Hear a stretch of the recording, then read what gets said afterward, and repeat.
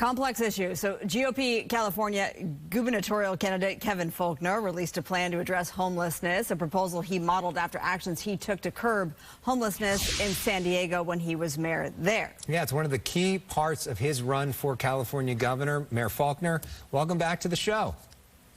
Thank you. It's good to be back with you. All right. So what is your plan, and what do you make of the federal government plan you just heard from Secretary Fudge?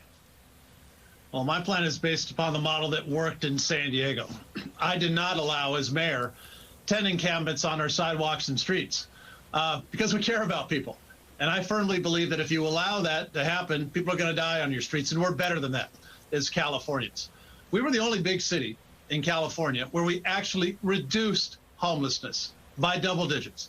So I'm taking that exact same approach, which is taking folks from the streets to shelters, making a difference. And as I said, making sure it's not about money, because you can throw all the money in the world at this problem. If you do not have the political will to make a difference out on the streets, it's not going to change. But let's talk specifically about how do you get those tents on the sidewalks and the people who are inside those tents to follow your plan and move into shelter, because a lot of them just don't want to go.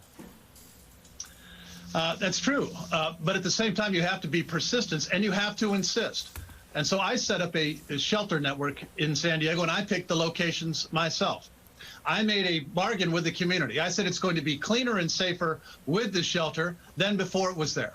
And to back that up, I created a new division within the San Diego Police Department called the Neighborhood Policing Division, whose sole focus was on homelessness and quality of life.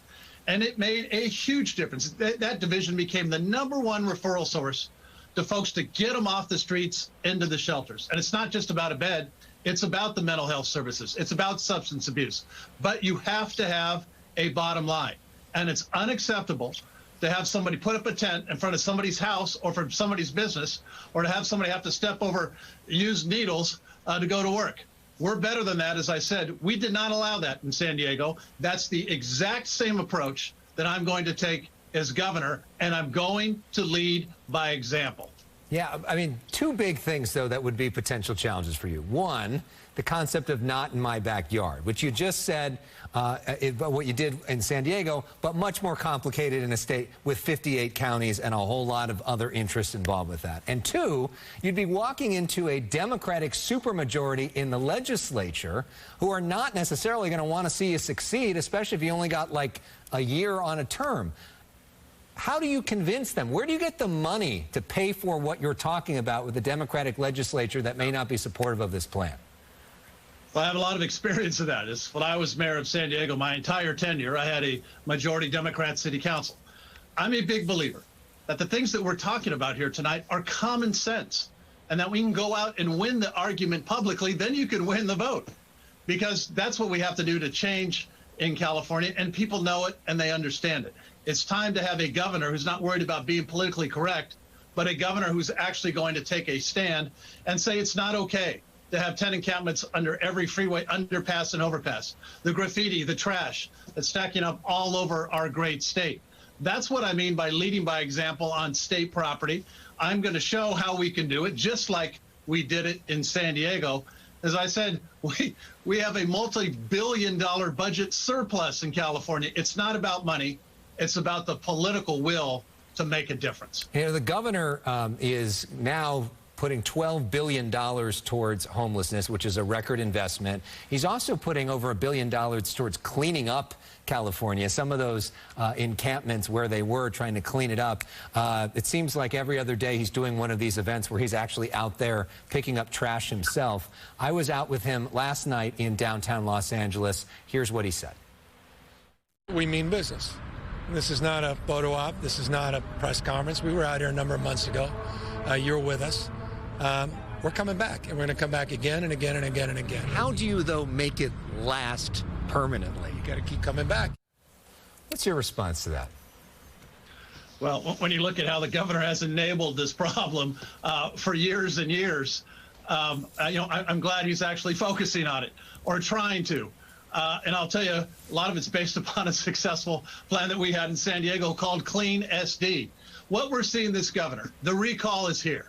It's all about self-preservation. He realizes, he thinks he has to do filings about something about homelessness, all the trash and litter on our streets and our sidewalks, our overpasses. I think the fact of the matter is it's too little, too late, and Californians know it. All right, let's look at the calendar. It's July the 8th, the recall, September the 14th, just over 2 months from today. Let's take a look at other Republican challengers out there and where you fall on this list. So we have former Representative Doug Osee, Caitlyn Jenner, of course, businessman John Cox, and also Assemblymember Kevin Kiley out of Rockland, a vocal Newsom critic who just got into the race. Where do you see yourself in the field? How do you separate yourself? Is the candidate that has the experience, who ran the second largest city in our state, who got elected in a deep blue city in a deep blue state. Our campaign is about serious ideas and proven results. And I think that's what Californians want. I think they want somebody who can roll up their sleeves and get to work on day one. It's not about partisanship. It's about leadership. And I'm ready to lead. Kiley has a lot of fans, especially among the base. There's a lot of talk that you might be getting an endorsement, though, from the Republican Party of California. Is that true? Are you close to that? Any potential timing on that? Now that the party's going to go through a process to pick and to get behind one candidate. I think that that's important. So that's obviously a process that the party is going to go through. And look, we have a lot of candidates. And I think the reason that we have so many candidates is because you're seeing this frustration of what's going on with Gavin Newsom. I think we're going to have dozens and dozens of candidates from all different partisan backgrounds, from all walks of life. And I think what somebody wants, as I said earlier, they want somebody who's ready to lead. And I think that's why our campaign has so much momentum and why I've been leading this movement to recall this governor and make a change at the top. And so September 14th can't come soon enough, I think, from Californians who are ready to go. And, of course, the middle of this month will be the deadline for candidates declaring, so we'll know who the candidates are. Next week. And by the middle of August, people are going to be voting because vote by mail happens here in California as well. So this is all happening very, very quickly. Great to see you, Mr. Mayor. Hope to see you in person sometime soon. Thank you both.